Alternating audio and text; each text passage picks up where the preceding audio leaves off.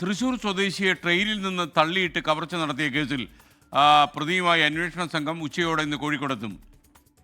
മഹാരാഷ്ട്രയിലെ പനവേലിൽ നിന്നാണ് പ്രതി കസ്റ്റഡിയിലെടുത്തത്. മിഥില ബാലൻ വിവരങ്ങളുമായി കോഴിക്കോടുന്ന മിഥില, വിശദാംശങ്ങൾ. 2 ദിവസം മുൻപായിരുന്നു ഈ ഒരു സംഭവം ഉണ്ടായത്. തൃശൂർ സ്വദേശിയായ വയോധികയെ ട്രെയിനിൽ നിന്നും തള്ളിയിട്ട് പണവും ഒപ്പം തന്നെ മൊബൈൽ ഫോണും കവരുകയായിരുന്നു. ഇതിന് പിന്നാലെ ഈ പ്രതി അടുത്ത ട്രെയിനിൽ രക്ഷപ്പെടുകയായിരുന്നു. സൈബർ സെൽ നടത്തിയ അന്വേഷണത്തിൽ ഇത്തരത്തിൽ മഹാരാഷ്ട്ര പനവേലിയിൽ എത്തിയെന്ന ഒരു വിവരമായിരുന്നു ലഭിച്ചിട്ടുണ്ടായിരുന്നത്.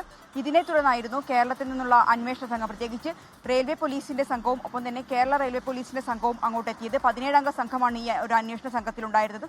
അവരാണ് ഈ പ്രതിയെ കസ്റ്റഡിയിലെടുത്തത്. ഉച്ചയോടെ കേരളത്തിൽ, അതായത് റെയിൽവേ പോലീസ് സ്റ്റേഷനിൽ എത്തിക്കും എന്ന വിവരമാണ് നമുക്കിപ്പോൾ ലഭ്യമായിട്ടുള്ളത്. ലോകത്തെവിടെയായാലും ഏത് സമയത്തും 24 വാർത്തകളും ഓഗ്മെന്റഡ് റിയാലിറ്റി പാക്കേജുകളും എക്സ്പ്ലെയിനറുകളും വിശദമായി കാണാൻ ഞങ്ങളുടെ യൂട്യൂബ് ചാനൽ നിങ്ങൾക്ക് സബ്സ്ക്രൈബ് ചെയ്യാം.